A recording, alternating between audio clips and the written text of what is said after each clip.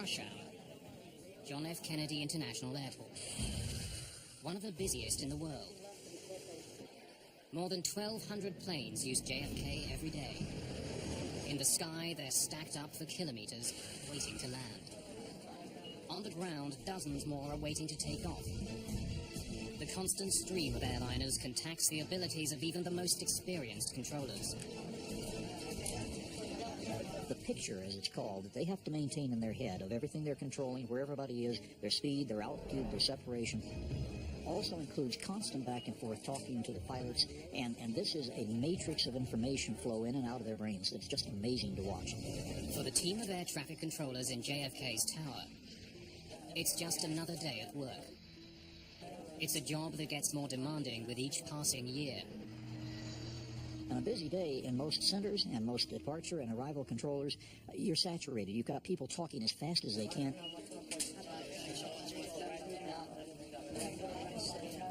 And that's where errors come in.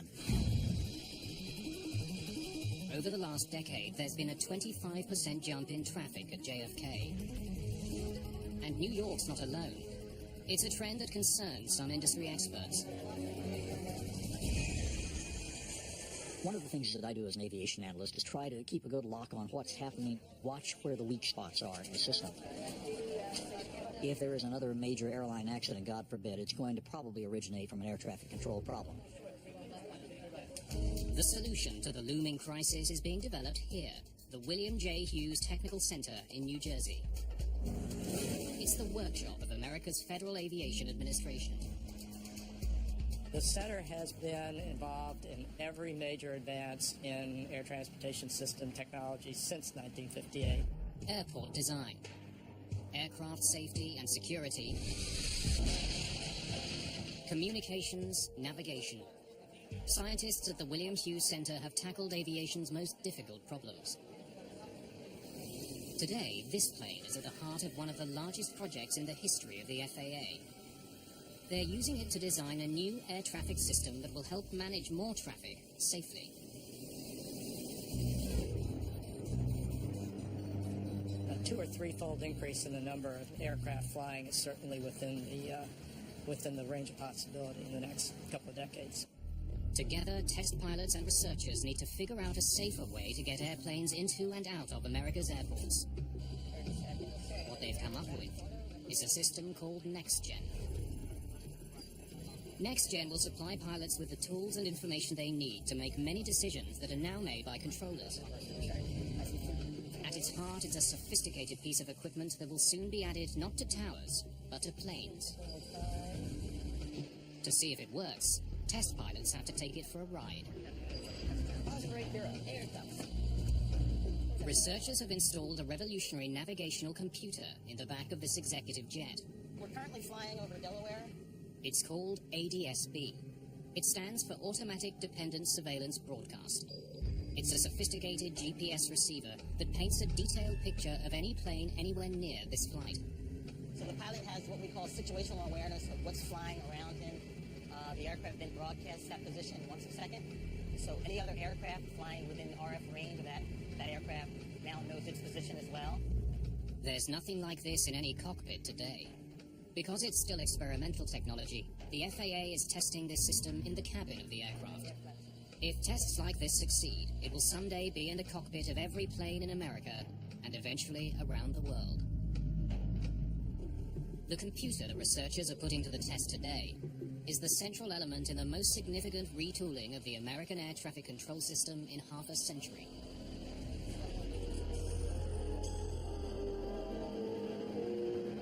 In the few years in which they have been operating, the airlines have discovered that their efforts to improve comforts and services have... After the Second World War, Americans were traveling by air in booming numbers. The earliest air traffic controllers stood next to runways. They waved flags to guide planes in.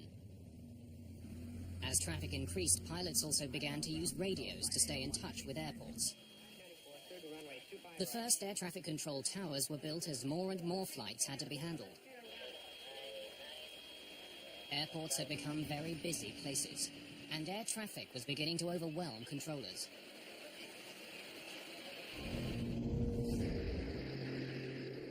June the 30th, 1956. Los Angeles International Airport. TWA Flight 2 lifts off eastbound for Kansas City.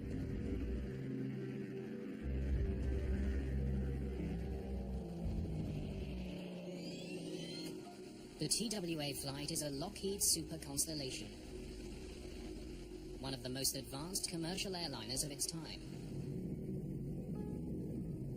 Just minutes behind TWA Flight 2, United Airlines Flight 718 takes off from the same airport on its way to Chicago. The system to track both of the planes is far from high-tech. The air traffic control center consisted of a room with a map spread out on a table, and the air traffic controllers were moving markers on that map to indicate where each airplane was in its last known position. The pilots radio their position to company dispatchers. Controllers use this information to get a rough idea of their flight paths. They were on radar for a while in Los Angeles, but once they got outside that area, there was no radar. They were flying under visual flight rules. The rule is called see and be seen. So I see you see me, we stay apart, and we're responsible for our own separation.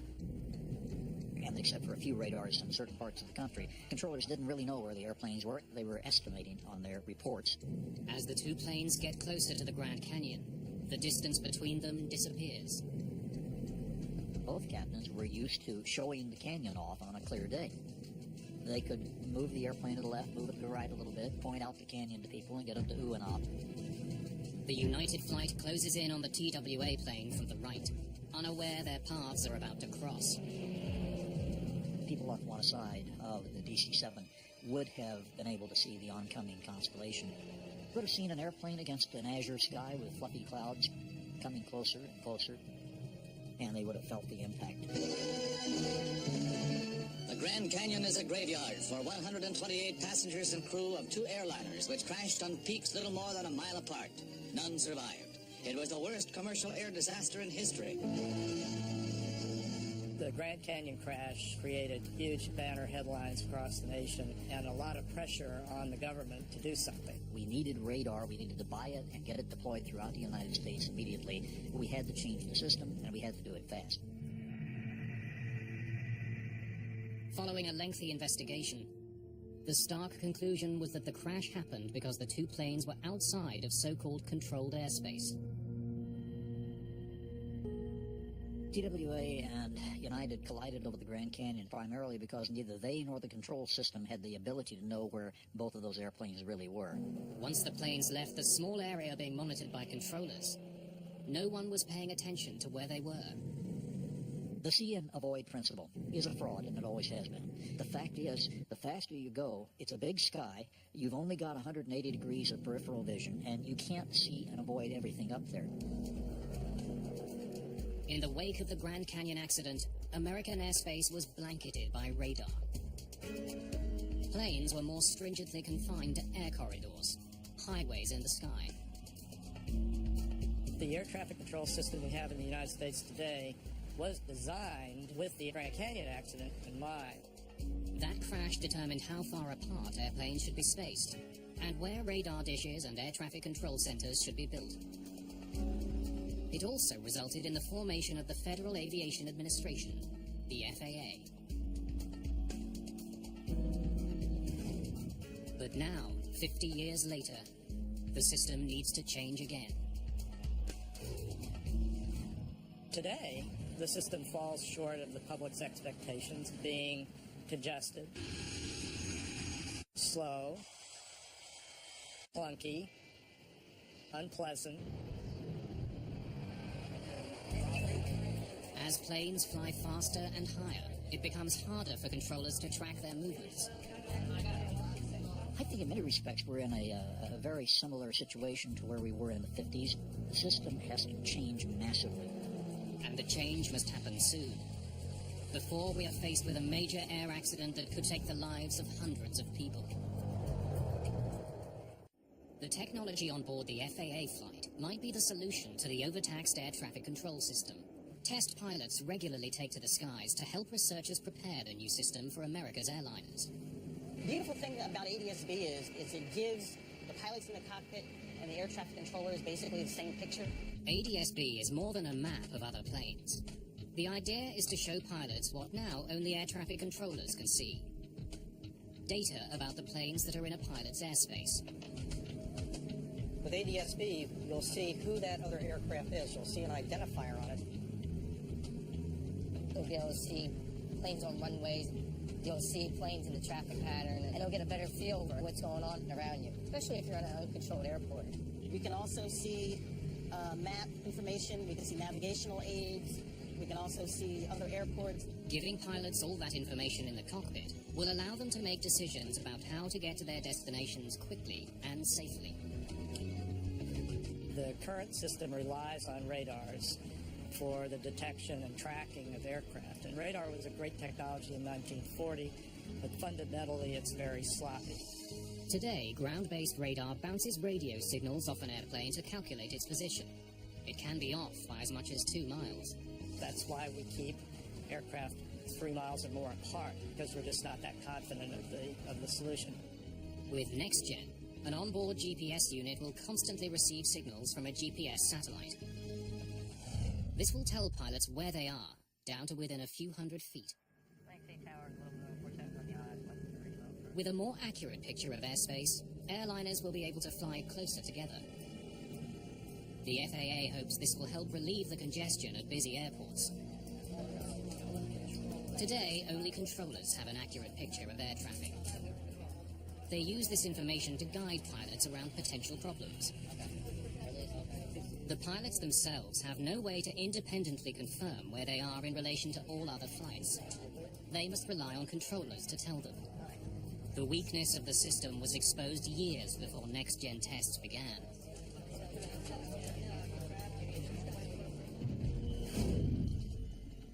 Labor Day weekend, 1986. 10 o'clock.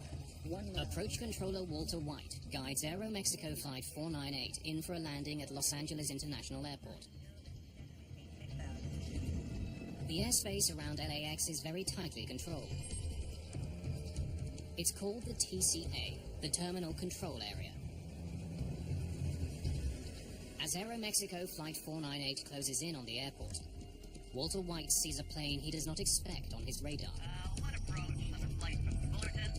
Cruising altitude is 4,500. We'd like call. Okay, you are right in the middle of the TCA, sir. From a 66 Romeo and suggest in future you look at your TCA chart.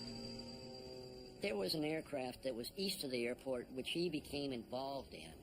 That was what they called a violator.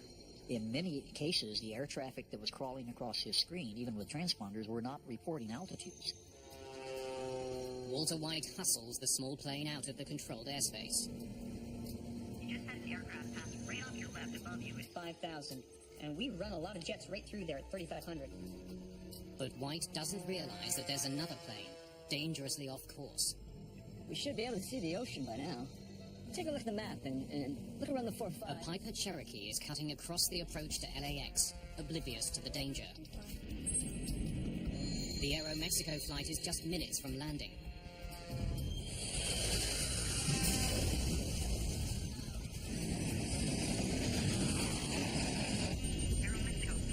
Los Angeles approach. The jet plunges towards Cerritos, a suburban community of Los Angeles.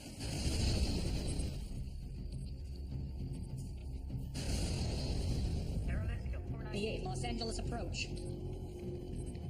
I'm sitting there talking with the two departure controllers and not really thinking. I hear Walter say something like, I think I lost one. Aeromexico 498 Los Angeles approach. that immediately got everybody's attention. So I looked at the radars and could hear him calling Aeromexico 498.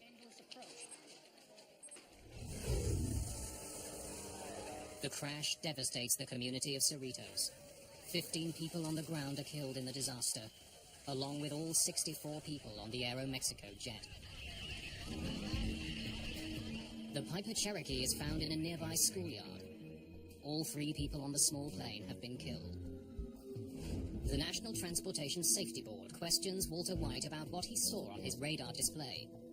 At any time, did you see the Piper Cherokee on your scope? No. No, sir. The Piper's target was not displayed. It is my belief that it was not on my radar scope. He was positive that the aircraft was not there for him to see. But when investigators finally get the air traffic control radar records, they conclude the Piper should have been visible.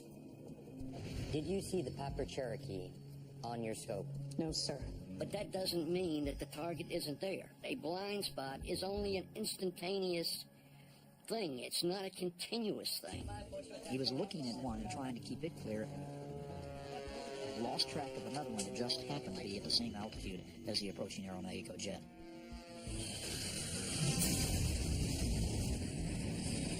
It was a 1 in a billion chance, but that 1 in a billion came up that particular day. The collision over Los Angeles drew attention to weaknesses in the radar systems used by air traffic controllers and led to some much-needed improvements. Mode C Intruder is an automated program that is now incorporated in all our major radar facilities, that if an aircraft should inadvertently intrude, the controller will now be given a visual and an oral alert, thus giving him time to provide a timely warning to the pilot. After the collision over Los Angeles, radar systems at the airport were upgraded. The next generation of air traffic management will only use radar if the GPS system fails. NextGen is also targeting another weakness in the current system, the radio. Today, pilots and controllers use radios to talk to one another. We're now descending to 190 and expecting... The system depends on clear, precise language. Misunderstandings are common, and they've caused some of the most tragic air disasters in history. As the FAA test flight flies high, west of Atlantic City, its radio keeps the pilots in touch with controllers. Vector for sequence for the downwind for runway 20. Hey, 100, clear for the ILS. But in the air traffic system of the future, pilots and controllers will communicate less frequently. The controller and the pilot can now work together to resolve issues instead of wasting a lot of time explaining what the issues are. Mistakes can be made for a number of reasons. English is the international language of aviation, but pronunciation, accent, and emotion alter the way any language is spoken. Nowhere is this better understood than in the air traffic control tower at John F. Kennedy International Airport. If you listen on any control frequency, you're going to hear a lot of people say, would you say that again? Say again, over, please. The airspace above JFK is frequented by one of the most international collections of pilots in the world. Maintaining clear radio communications can prove challenging to controllers here. There's pressure because that's the business they're in. The business is moving passengers from A to B. That's what the airlines are paid, and the controllers are paid to help that work. When pressure mounts, small misunderstandings can have enormous consequences. January the 25th, 1990. In the skies over New York. Avion 05 to expect for the clearance time in 20 minutes. I think we need priority. We are passing out of fuel. Avion 052, roger. How long can you... Avianca Flight 52 is trying to land in New York. But a driving rain is delaying air traffic into and out of the area. The flight began in Colombia. On its way to New York, it's been routed through a series of holding patterns by air traffic controllers. Bad weather is delaying landings all along the northeastern seaboard. There was a system moving through the Great Lakes, moving east. There was a couple other systems converging. And a lot of times they'll converge in the New York area there, and the whole northeast will go down. Avion 052, roger. And what's your alternate? We said Boston. But we can't do it now. We'll run out of fuel. The pilots are growing increasingly desperate for clearance to land. Avianca 052 only has... They've used up almost all of their fuel while waiting their turn. Set him up to his alternate. What is his speed now? I'm not sure, to be honest. Slow him to 180 knots, and I'll take him. After more than an hour in holding patterns, controllers finally give the pilots of the Avianca flight permission to land. 052. Descend and maintain 3,000. Descend and maintain 3,000. But in this critical handoff from one controller to another, no one mentions that the plane is running out of fuel. Avianca 052 Heavy. Contact Kennedy Tower 119.1. Good day. At JFK, only one runway is being used for landings. Weather at the airport is making approaches difficult. Avianca 052 Heavy, Kennedy Tower 22 left. You are number 3 following 727 traffic on a 9-mile final. Bianca 052 Heavy, roger. Hey, Bianca 052, say airspeed. 145 knots. Are we clear to land now? Yes, sir, we are clear to land. Stand by. The Avianca crew, when they felt that they were being handed off to an approach controller now and given a heading and a lower altitude, I'm sure in their minds they thought, well, they even commented on a cockpit voice recorder, we're being handled or we're being taken care of. 4 kilometers from runway 22L, and with fuel running dangerously low, the flight hits ferocious winds. This is the wind shear. A dramatic change of winds throws the aircraft off its descent path as it makes its approach. Flight slow. Flight slow. Flight slow. Flight slow. I don't see it. I don't see it. The plane is thrown towards the ground by the winds. The airplane was about 200 feet above the ground, about 2 miles from the runway, which was well below the glide slope and very dangerous. So the airplane almost crashed on its first approach. Give me the landing gear up. Landing gear up. When you get a missed approach, it changes the whole ballgame. Request another traffic pattern. Executing a missed approach. Avianca 052 Heavy. The fuel tanks aboard Avianca Flight 52 are all but empty. Another approach on the airport will be nearly impossible. Controllers in New York will have to try once more to get Avianca Flight 52 safely to the ground. Right, to 180 on... We'll try once again. We are running out of fuel. These guys were out, and they didn't say we were out. And he allowed the approach control to vector him way out in the original pattern and 15 miles north of the outer marker again. Advisor, we are in emergency. Do you tell it? Yes, sir, I already advised him. But the first officer neglects to use the word emergency in his radio transmissions to the tower. He only mentions that his fuel is low. 052 Heavy, contact approach on 118.4. Approach, Avianca 052 Heavy. And it was apparent from the voice recorder transcript and tape that the captain was not understanding the first officer's radio communications that were being made in English.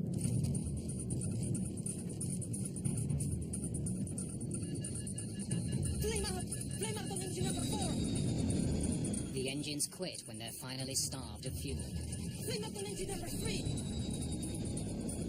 Over the runway. We just lost 2 engines. We need priority, please. Avianca 052. Turn left heading 250. Intercept the local line.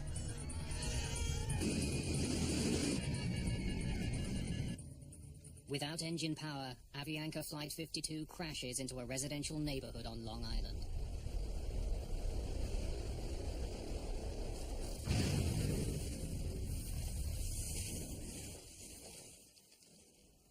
Avianca 052. Radar contact lost. Yes, hello. I live in Cove Neck in Oyster Bay, and there is a plane crashed in our yard in front of our house. 85 of the 158 people on board survived the crash. Throughout the night, rescue workers pull them from the wreckage.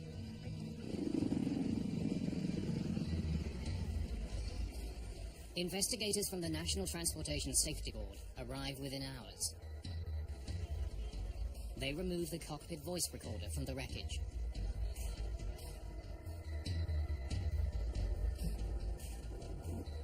The condition of the aircraft was really astonishing to see that that much of the structure was left in the condition that it was in. It hit right on about a 28-degree embankment, and with the wings and all the other trees, it only slid 28 feet, so it hit and stopped instantly. The NTSB investigation reveals that controllers didn't transmit vital information to one another. Radio communication, one of the most vital parts of air traffic control, failed the passengers and crew. Trying to avoid those kinds of mistakes is a key component of NextGen. Radio communication will largely be replaced by an exchange of electronic data. Automation is extremely important, and in the future, it's going to be able to get rid of the type of errors that occur when you put massive pressure on a human being to be 100% perfect. With the elimination of radio chatter, air traffic control towers of the future will be very quiet places. Controllers on the ground will still be needed to move planes in and out of airports. But with more accurate information at their disposal, and less need to talk to pilots, they'll be able to handle far more flights than they do today.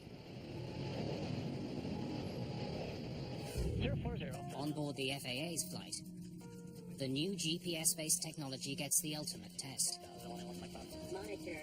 Without any warning from air traffic control, No, I don't see him yet. There he goes. There he is. they notice another plane, just 400 feet below. In the back of the jet, the next-gen system detects the other plane. Had the system been in the cockpit, it would have shown the pilots its precise location. Without it, they rely on a piece of technology called TCAS to warn them of the danger. Using signals transmitted from plane to plane, the traffic collision avoidance system warns pilots when other planes are too close. TCAS gives the pilot a traffic advisory at 45 seconds before the potential collision. And then at approximately 25 seconds or so before the potential collision, a resolution advisory is given to actually tell the pilots to climb or descend to avoid the altitude of the other aircraft. And normally air traffic will call that to us, but Yeah, they didn't yeah. even call the traffic, so that TCAS helped a lot. TCAS can help pilots of approaching planes avoid collisions. But with a new system, pilots will be able to prevent their planes from getting dangerously close in the first place. You know, with ADSB, we're going to be able to see that traffic on the display. Today, the system works perfectly. The pilots of the test flights see the danger and avoid it. TCAS can help pilots avoid a collision, but having it on board is no guarantee that an accident won't happen. September the 29th, 2006. A small business jet flies high above the Brazilian countryside. The pilots will fly to Manaus in Brazil before taking off again for New York City. In the cockpit, co-pilot Jan Palladino is having trouble maintaining radio contact with air traffic controllers. Number 600, X-ray limit. He tries different channels, but still no one responds to his radio calls. Brasilia, November 600. It's unusual for pilots and air traffic controllers to be out of contact for such an extended period of time. Brasilia, November 600, X-ray Lima. November 600 X-ray. Finally, after 12 attempts, Palladino gets through to controllers. No, set. Contact 1, 2, 3, 1, 2, 6, 5. Sorry, say frequency one more time for November 600, X-ray Lima. But Palladino can't understand the garbled radio transmission. Brasilia, November 600, X-ray Lima. Then the signal disappears altogether. The jet follows the Brasilia air corridor en route to Manaus. But traffic along this corridor runs in both directions. The airway system between Brasilia and Manaus is very simple. It makes airplanes fly northbound, maintaining even levels, and airplanes flying southbound, maintaining odd levels. A little more than 2 hours into the flight, disaster strikes.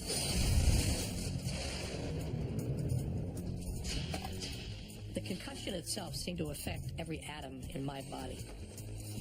The end of the wing was chopped off and it was serrated. It looked like it had been chewed off. The Legacy jet has struck an oncoming Boeing 737, Goal Flight 1907. With 154 people on board, the Goal flight spirals out of control.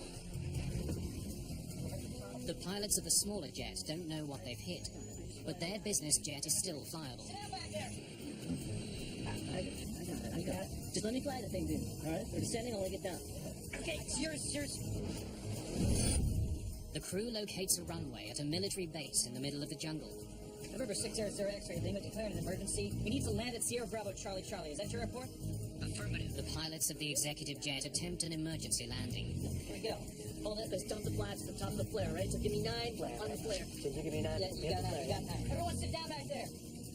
When you land under those sort of circumstances, you're landing faster than you normally would. You're coming down like gangbusters.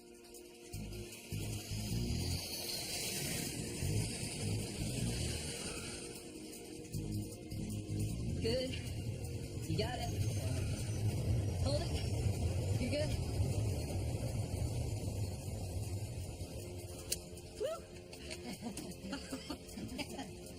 Good job. Oh, man.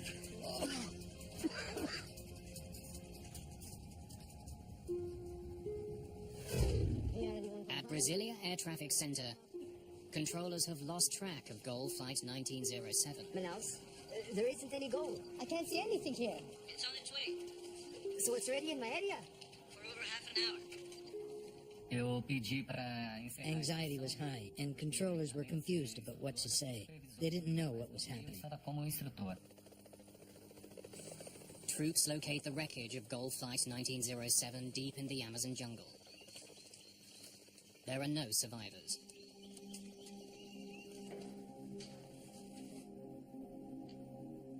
Investigators learned that the Legacy jet and the Gold flight were flying along the same air corridor in opposite directions. 1,000 feet of altitude is supposed to separate them. Investigators interview the pilots of the business jet. We were proceeding northwest on course to Manaus at 37,000 feet. Okay, we were attempting to contact Brazilian control. Did you say you were flying at 37,000 feet? Yes, that's right. Flight level 37 we never moved from that. The pilots of the executive jet filed a flight plan in which they would fly at 37,000 feet until they reached Brasilia. There they would descend to 36,000. The flight plan calls for you to descend to 360 at Brasilia. Why didn't you? We weren't told to. Before we took off, we were cleared for 370 all the way to Manaus. That's what we did, sir. I don't know. Air traffic control can always deviate from the flight plan because they have best knowledge of the actual traffic situation. We were not told to descend, and we did not descend.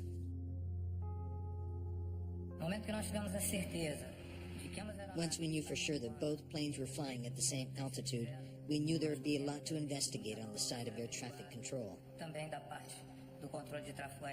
Can you call up the Legacy jet screen for me? Na tela radar, nós recebemos a informação de velocidade. On the radar screen, we see the altitude, the speed, and the transponder information of each plane. Código transponder da aeronave para identificação de cada aeronave. Images show investigators what air traffic controllers saw on their radar screen before the accident. One symbol stands out. The SED on the air traffic controller screens indicates that the airplane he's looking at has lost its transponder. Roger. Transponders give controllers exact information on the altitude of the flights they monitor. Investigators learned that the transponder aboard the Legacy had been turned off. Possibly due to the captain's inexperience with the new jet. Still working out the kinks on how to work this flight management. Without information coming from the jet's transponder, the air traffic computer displays the altitude the plane is supposed to be at, according to the flight plan. But it's actually flying 1,000 feet higher, right in the path of the Gold flight. The Brazilian controllers did not verify the Legacy jet's real altitude. Nobody did anything from the ground, which is where we expected to happen, to save these two airplanes from being head-on at the same altitude.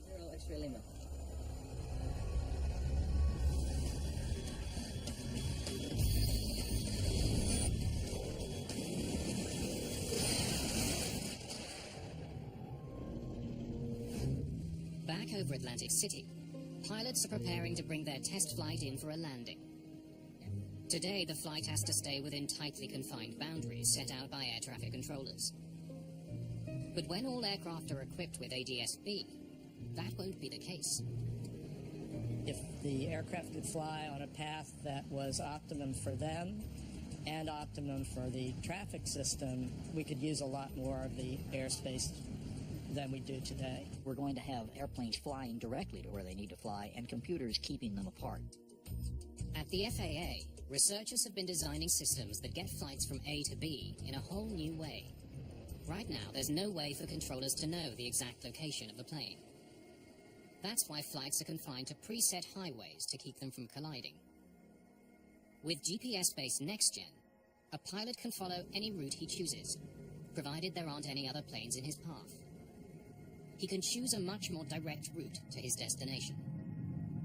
we could have airplanes going in all directions and more efficiently directly to where they want to go, we would be able to double, triple, maybe even quadruple the number of aircraft that we could safely handle in the skies at one time. By charting their own route, ADSB will allow pilots to keep a safe distance from other planes without having to stick to a preset highway in the sky. Maintaining that distance is important because even the best technology can't keep airplanes apart. July 2002. Bashkirian Airlines Flight 2937 cruises westbound through the night sky for Barcelona. The Tupolev 154M carries 69 people. Most of the passengers are Russian children traveling on a summer holiday. Meanwhile, a DHL cargo aircraft travels north towards Brussels. The two flights are supposed to pass each other over Lake Constance in southern Germany. Climb flight level. But air traffic controllers have failed to notice that both flights are at the same altitude. The controller is distracted by another flight. At a second station, he assists a late arrival. What is your present heading? It was a standard practice at the ATC company that at night, one air traffic controller was responsible for controlling the entire airspace of ATC zone. Aboard the Tupolev, the pilots have spotted an intruder. Look at that. And it's closing in, fast. 500 meters. On board the DHL cargo plane, the TCAS computer is issuing an urgent warning. Descend. The system is designed to warn pilots of an oncoming flight. Increase descent. And what to do to avoid collision. 600, TCAS, descent. When the air traffic controller returns to his position, he sees the conflict. The flights will cross paths in less than a minute. Descend flight level 350. Expedite. I have crossed traffic. The Russian captain obeys the controller's instruction to descend. But his TCAS system is telling him to climb. It says climb. Climb. The Russian crew has 35 seconds to decide whether to obey the air traffic controller or the computer. Level 350. Climb. Descend level 350. Expedite descent. He is guiding us down. We're not accustomed to not trusting controllers. In civil aviation, there were lots of situations when pilots didn't follow instructions of the controller, and that led to plane crashes or other accidents. Expedite descent level. Under pressure, with just seconds to decide, the Russian pilots follow the controller's direction. At the same time, the DHL jet is also descending. Increase descent. Increase descent. Increase. He's going below us. Increase climb. Increase Climb. climb. Climb fast. Climb. Descend. Descend hard.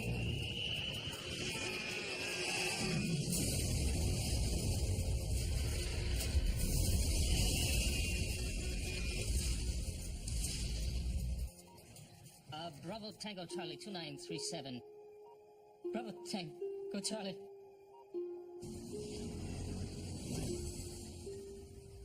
Both flights crash near Lake Constance in Germany. 71 people are killed. There are no survivors. The collision leaves air traffic experts at a critical crossroads. If I have to summarize the advice that we gave the world, if a warning comes from ACAS, pilots should immediately follow it at all times. If the Russian pilots had followed the computer's instructions, the accident would not have happened. With the benefit of hindsight, you always ask yourself, could we have done more? And an accident is a wake-up call for everybody. The disaster highlighted the potential value of automated systems and proved again how fatal human errors can be. It's an important lesson for the developers of NextGen.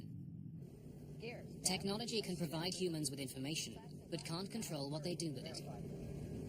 You're before landing? Over Atlantic City, the FAA jet is on its final approach. Runway is clear. Bring the flaps to 60. Its 2-hour test flight has brought NextGen one step closer to being installed on commercial airplanes.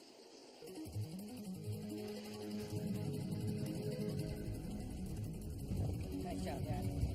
thrusters, speeds at 90. I got you. Over the past 50 years, air traffic control has evolved tremendously. Human error, technical difficulties, and poor communication have taken the lives of hundreds of people and uncovered deadly weaknesses in the current system.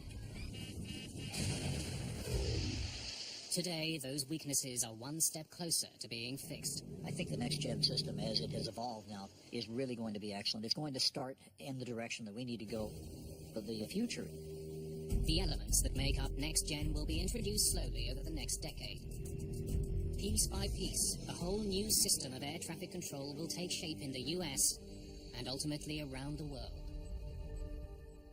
That's what airplane people do. They react to the challenge and develop a new way of flying. If next gen lives up to its promise, that new way will mean fewer delays and ultimately fewer accidents.